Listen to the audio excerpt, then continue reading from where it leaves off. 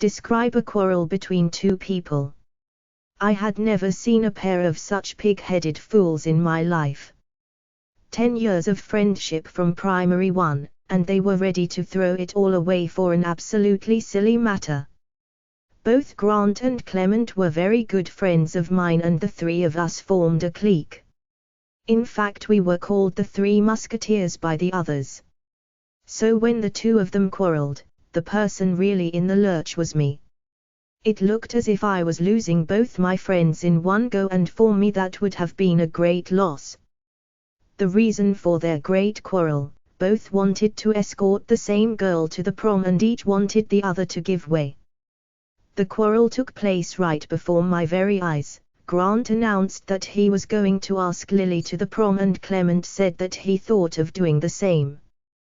Grant said that since he said it first, Clement should withdraw. Clement said that he had thought of it earlier and that Grant had merely spoken before him. The argument became hotter and hotter, and then suddenly, Grant got up and walked away. Clement sat and stared after him and then started telling me all sorts of terrible things about Grant. Later, Grant came and told me all sorts of unbelievable things about Clement. I was stuck in between. Life became miserable for me as I ran up and down between the two of them, urging them to come to the conference table. Neither would. Instead, the quarrel became bigger and bigger, and at one time it even looked as if a fight would start. I suggested all sorts of things. I asked them both to give up the idea and not ask the lady in question. Both glared at me.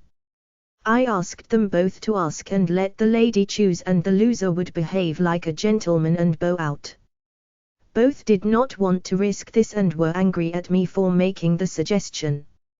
I even reminded them that they were not proposing marriage, just asking a lady to the prom. They were sullen. At this stage I threw up my hands and left everything to Providence. Then a week before the prom, things took an unexpected turn. Walter came into the picture. We all came to know that little Walter had asked the lady and she had agreed to go with him. The two rivals were left in the lurch. What made them really mad was that Walter was the most unmanly fellow we knew, though he was a nice chap. Anyone would have thought that either Grant or Clement or even I would have been a better choice. But there was nothing to do about it now. Finally I managed to get the two rivals to the conference table. They came and sat there for a while staring at each other. Then I started laughing. Soon they saw the funny side of the whole episode and joined me. We laughed non-stop for 15 minutes and put the whole matter behind us.